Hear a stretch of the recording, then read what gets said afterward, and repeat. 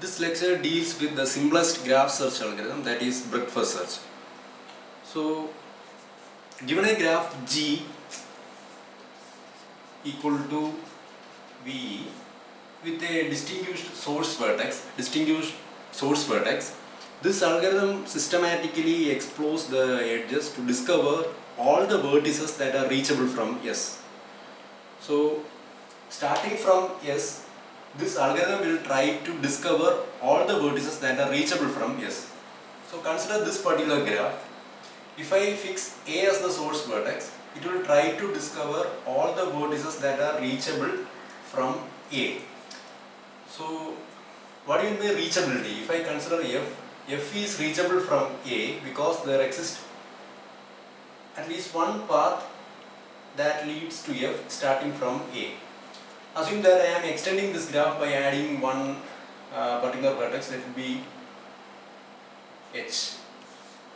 So in this case, again say that H is not reachable from A because we cannot identify at least one path that leads to H starting from A. So H is unreachable from A. So this algorithm actually explores the edges to discover all the vertices that are reachable from the distinguished source vertex. Now let us fix A as the source vertex. So we are fixing the source vertex S is equal to A.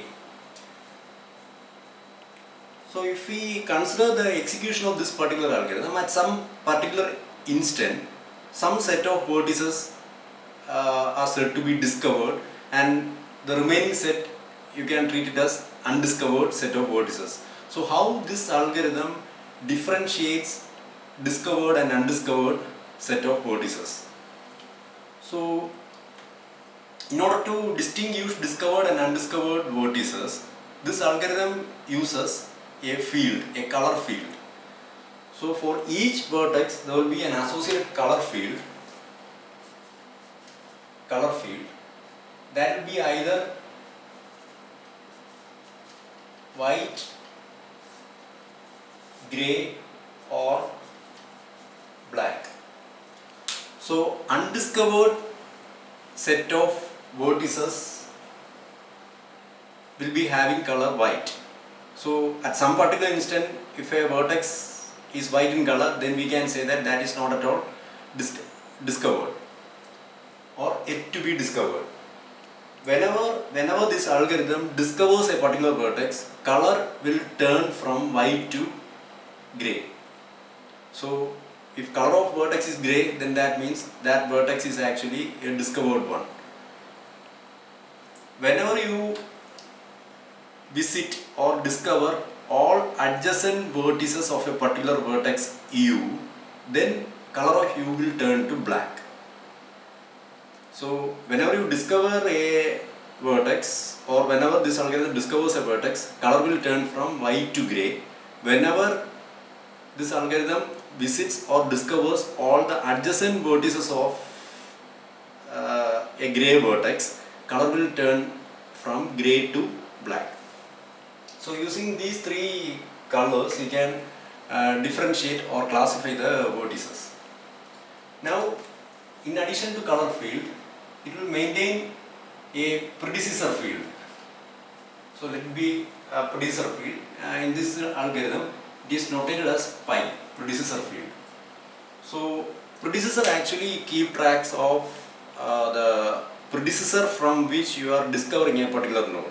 So if I am moving to D from C, then predecessor of D is said to be C. So that is the purpose of predecessor. And there is one more field named distance field.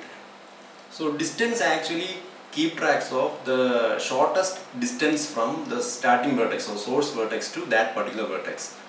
So whenever this algorithm terminates, this algorithm actually computes the shortest distance from source to all reachable vertices. That is another outcome of this particular algorithm.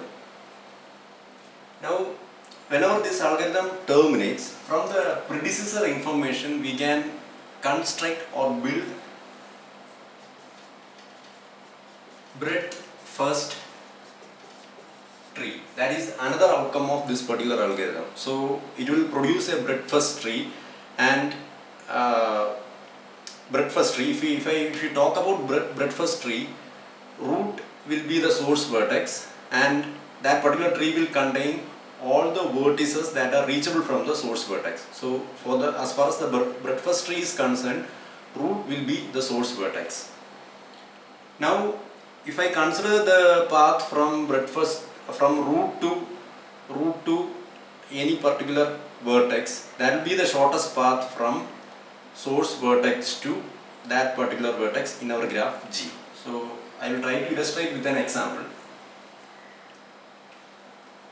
So if you consider working out this algorithm, for each and every node there will be three fields: a color field, a predecessor field, and a distance field.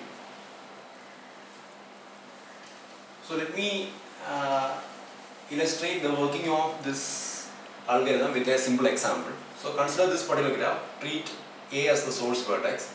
So first step involved is initialization. So you have to initialize all the vertices except the source vertex at first. So you have to initialize the color field, you have to initialize the distance field, you have to initialize the predecessor field. So color will be set as white. So we are going to initialize vertex B. Color will be white. Predecessor will be set as nil, and distance will be set as infinity. So color will be white, predecessor will be nil, and distance will be infinity. Color will be white, predecessor will be nil, and distance will be infinity. White, nil, infinity. Here also white, nil, infinity. Color is white, predecessor is nil, and distance is infinity. So except the source vertex, you have to set for each and every vertex you have to set color as white, predecessor as nil, and distance as infinity. And for the source vertex, you can set color to grey. So G stands for grey, and predecessor will be set as nil, and distance will be set as 0. So this is what happens during initialization. Except the source vertex, you have to set for all remaining vertices, you have to set color as white, distance as infinity, and predecessor as nil. Then this algorithm uses a queue data structure. So create an empty queue. Let the queue be named as Q. And after creating the queue, you have to enqueue or insert the source vertex into queue. So let the element enqueue be A. Now you have to repeat the following sequence of operations until this queue becomes empty. So at each and every step of iteration, it will check whether the queue is empty or not. So it will go to the queue, check whether queue is empty, queue is non-empty. So what happens is it will perform a dequeue operation. So this A get removed. So it will consider the adjacent unvisited vertices of the current dequeued element. Whenever you dequeue an element, that will be treated as the current working node. So A is the current working node. Consider all adjacent vertices that are unvisited. In the sense, consider all adjacent vertices that are white in color. So you have to consider all adjacent vertices that are unvisited or undiscovered, and you know that undiscovered vertices will be having color white. So you are having A. As far as A is concerned, B and C are adjacent. Both are white in color. So you can visit it in any order. So you can visit B first, followed by visiting C, or you can visit C first, followed by visiting B. So assume that you are going to visit C first. So you are going to visit C first. So whenever you visit a node, color will change from white to grey. You have to update the predecessor because you have visited C from A. So predecessor will turn to A, and distance field will be equal to distance of its predecessor. Distance of predecessor is 0. So 0 plus 1. So this will turn to 1. After this updation, you have to add it to Q, NQC. Now you can process the next adjacent of A. Next adjacent of A is B. So update the color. you are going to discover B next. So change color from white to grey. You have discovered B from A, or you have visited B from A. So change predecessor to A, and distance of B will be distance of its predecessor. Distance of predecessor is 0. 0 plus 1. So this will turn to 1. After this updation, add it to Q. So B will be NQ. So now again it will go for next iteration. It will check whether this Q is empty or not. Q is not empty. So C will be DQ. If you consider the adjacent vertices of C, C is having A, B and D as adjacent, out of which D is the only undiscovered or unvisited adjacent, because D is having white color. As far as A is concerned, it is O. Before that, whenever you discover complete discovering the adjacent vertices of A, you can change color to black. So after discovering all adjacent vertices of A, change color to black. Now if we consider the adjacent vertices of C, adjacent vertices are A, B and D, out of which A is black in color, which indicates that you have completed discovering all the adjacent vertices of A. Then B is grey in color, which indicates that you have discovered B. D is white in color, which indicates that you have not at all discovered or visited D. So the only node that can be visited from C is D. So visit D. You can perform the updation, change color to grey, change predecessor to C, because you are going to visit D from C. Now distance of D will be distance of its predecessor, that is distance of C plus 1. Distance of C is 1. So 1 plus 1, this will turn to 2. After this updation, add it to Q, NQD. Now again check whether Q is empty or not. Q is not empty. So perform a DQ operation. The DQ element is B.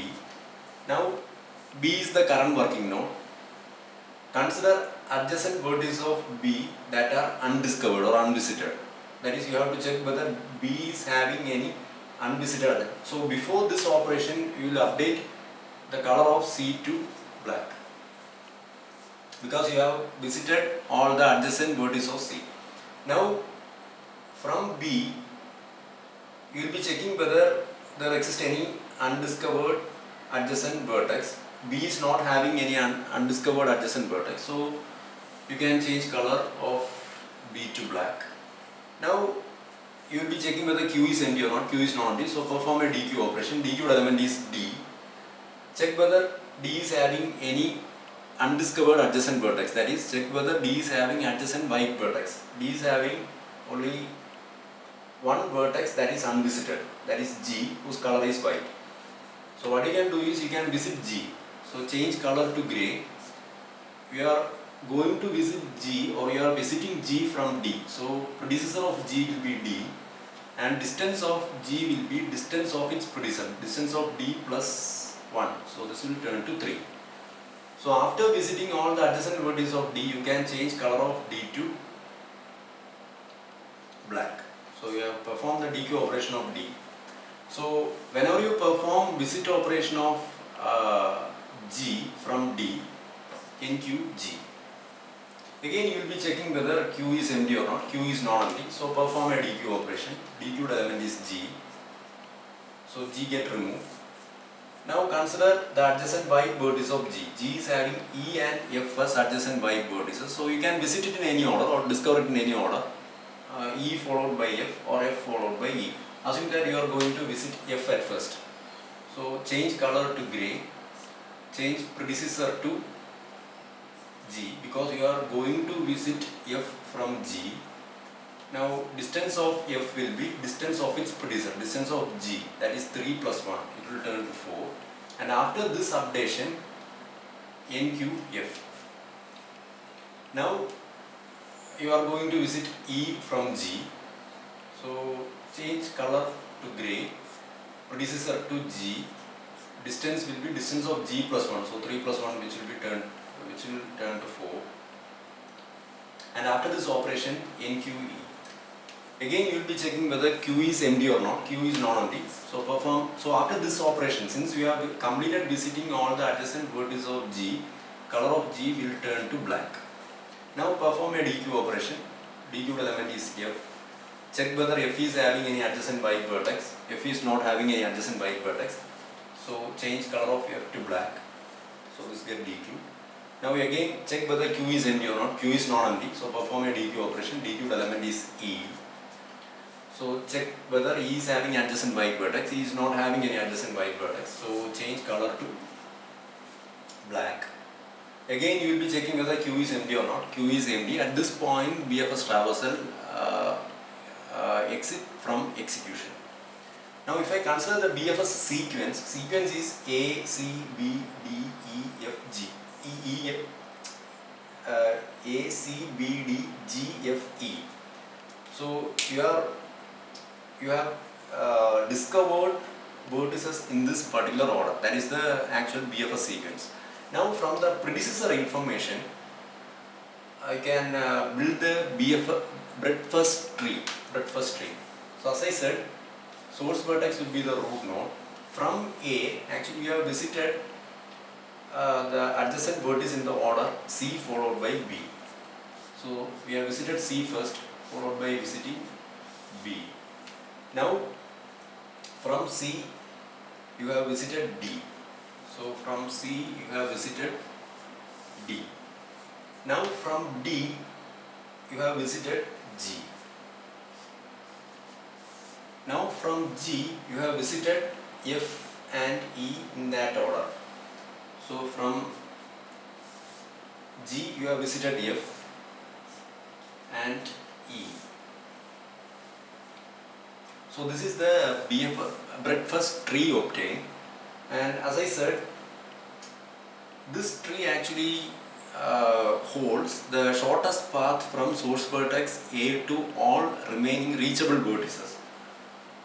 So if I take the shortest path from A to G, shortest path from A to G is A, C, D, G, whose distance is 3. That is length of number of edges in that path. So this distance information actually is the shortest distance from source vertex A to that particular vertex. So whenever this algorithm terminates, it actually computes the shortest distance from source vertex to that particular or each and every reachable vertices, and from the BFS tree you can extract one among the shortest path from source to all remaining reachable vertices. So if I take the path from A to E, that is A, C, D, G, E. A, C, D, G, E is one among the shortest path in the graph from source vertex A to E. That is A, C, D, G, E. You cannot identify any alternate path in this graph from A to E whose distance is lesser than 4. You can have alternate path from A to E whose length is 4, but you cannot identify an alternate path from A to E whose distance is lesser than 4. In the sense, whenever this algorithm terminates, it computes the shortest path or shortest distance from source vertex to all reachable vertices. Now, why do you call this algorithm as breadth-first search? So, whenever if we consider vertex A, you are discovering all the adjacent vertices, unvisited vertices of A at first, and then only you will go on to the next level. So in this algorithm it will never discover a vertex whose distance is k plus 1 from the source vertex before discovering a vertex whose distance is k from the source vertex. In the sense, before discovering a vertex whose distance is k plus 1 from the source vertex, it will discover all the vertices whose distance is k from the source vertex. So it actually expands or performs search operation in a breadth wise fashion, and that is the reason for calling this algorithm as breadth